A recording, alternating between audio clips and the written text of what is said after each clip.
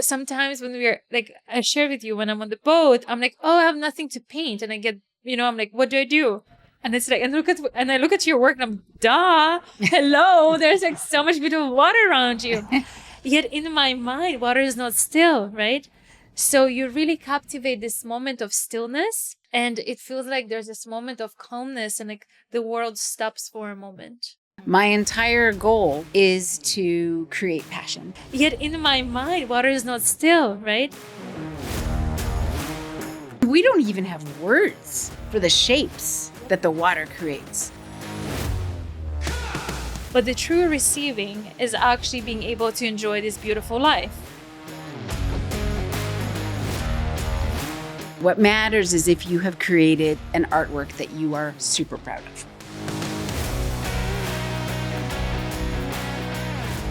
We actually put more junk into our minds than for our mind is actually way more difficult to come to the eureka moment. Artful Impact. Welcome to Artful Impact podcast. Today with your host, Ekaterina Sky, and impact artist, Danielle Eubank. We are here today.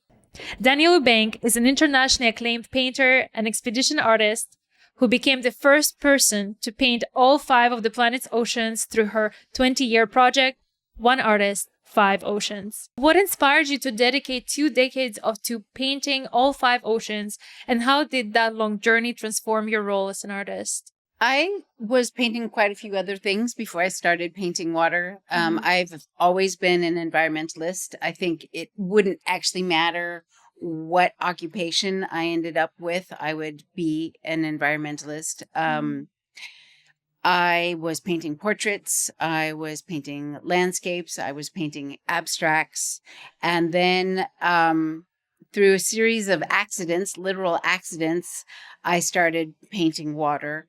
So tell us about it. Give us an example of an accident. We want to know. Well, they both kind of happened at the same time. So one was my friend and I were in southern Spain at La Doñana, and you're only allowed about 50 meters from the ocean. And in my ignorance, I didn't realize that. I thought we could go into the forest and look at the preserved wildlife, which is really stupid. Of course you can't do that because they're preserved. Right.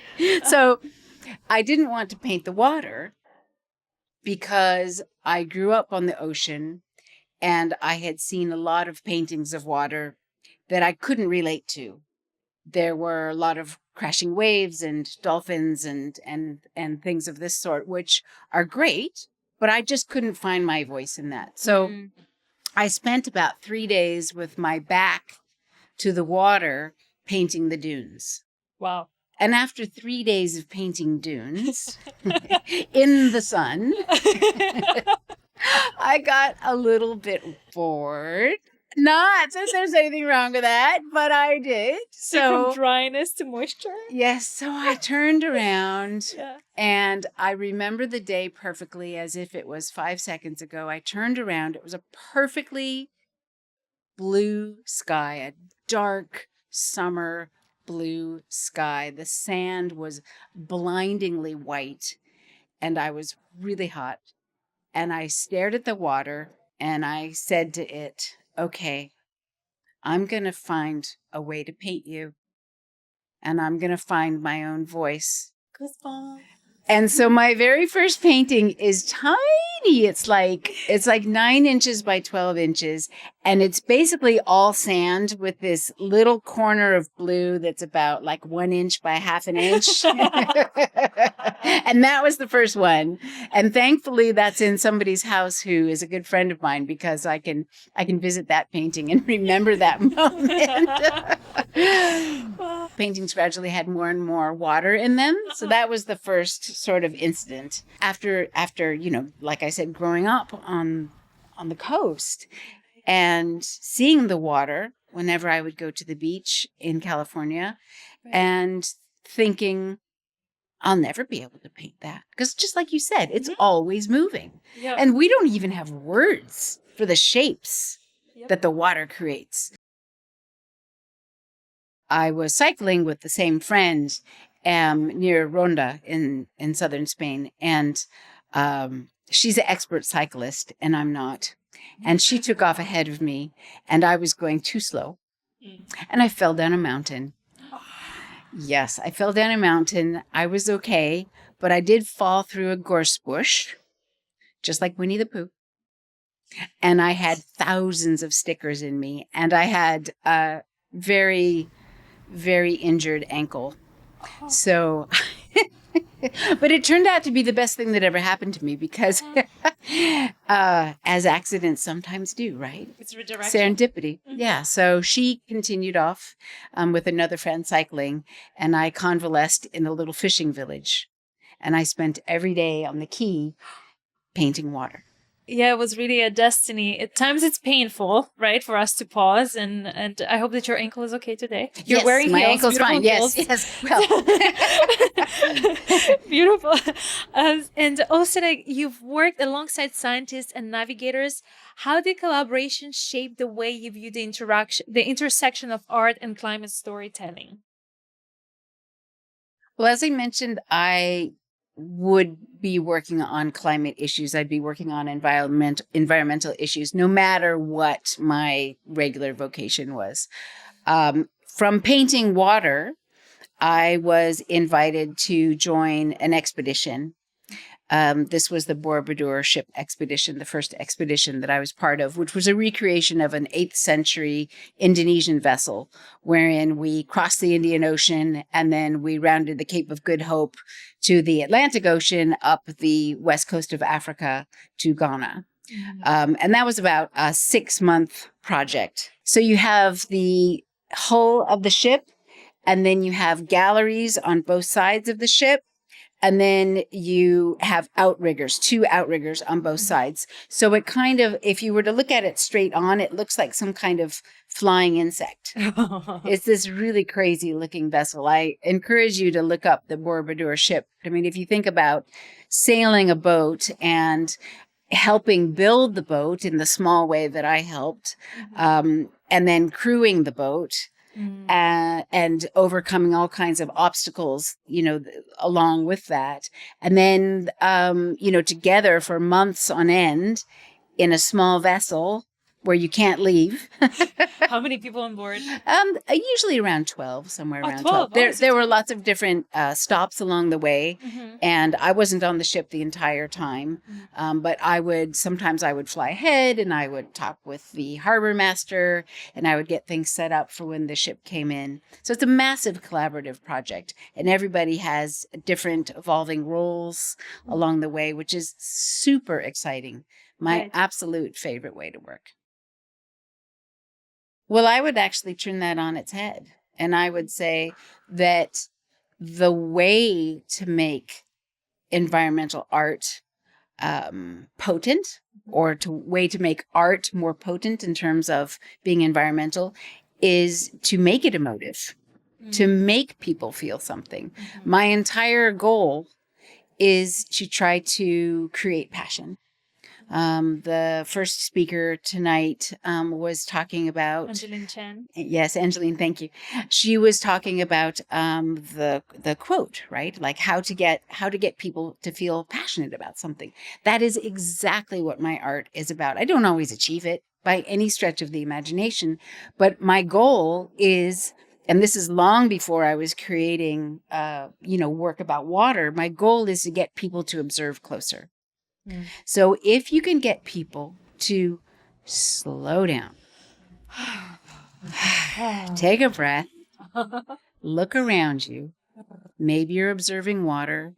Maybe you're observing a little bit of grass or some kind of plant life that's growing in between 2 bits of sidewalk, right?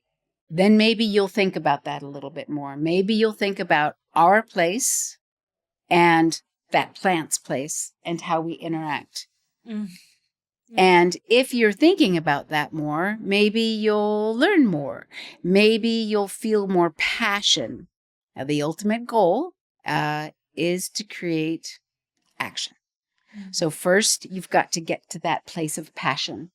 And then action comes from that. And when we pause, we actually get recharged back. Nothing else in the world can calm my nervous system down and for me to feel fully reset more than being under blue sky with either it's ocean, trees, being in the grass, whatever it is.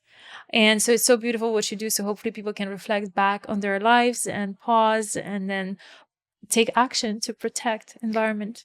Thank you. I really hope so. I mean, if you think about probably your best ideas came either the cliche in the shower. Mm-hmm.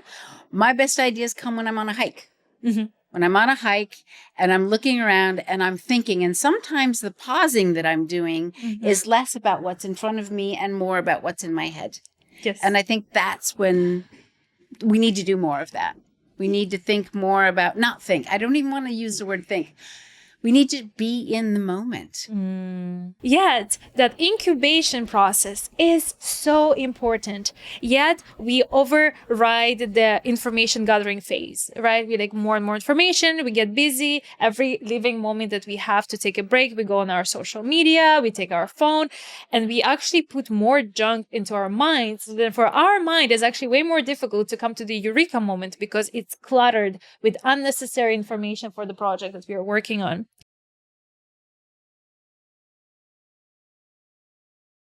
What advice do you have for artists who want to create work that's both visually stunning and rooted in real-world advocacy? I think it depends a little bit. That's a great question. And I think it depends a little bit on where they've started from. So some people have started from a great foundation of environmental advocacy, and other people have come from a point of creating really fabulous, foundationally strong artwork. So you've got to go with what your own experience is. It's very important to me to never lose sight of creating a very solid piece of artwork. There's this great quote, if you will, attributed to Michelangelo. Probably he never said it, but I don't care. So he was painting one of his murals. Probably we'll say it's the Sistine Chapel. Just go with me on this. It's all good. It's all good. It's all good. And he would use people from the community. And he was, extremely well known. And so a lot of the people from the community were sort of well-to-do, and he would paint their likenesses and he would put them in his murals. And I don't know how that worked exactly, but he painted this mural, and this well-to-do woman came up to him afterwards and she said, "Michelangelo, that doesn't look anything like me." And he is purported to have said, "Madam, do you think in 500 years people will care if this looked like you?" And I don't know if he said that. Let's just say he did, right? But the point for me is that it's about your artwork and whether or not it ended up looking like that exact June 16th day at 11 a.m. on, the American River, et cetera, et cetera, et cetera. It doesn't really matter. What matters is if you have created an artwork that you are super proud of. Beautiful, beautiful. Danielle, thank you so much for being here today. How can people support you and how can we help you with what you're doing? Oh, gosh, I would love to hear from you. I would absolutely love to hear from everyone. You can find me on Instagram at Eubank Art, or you can find my webpage at danielleeubank.com. Artful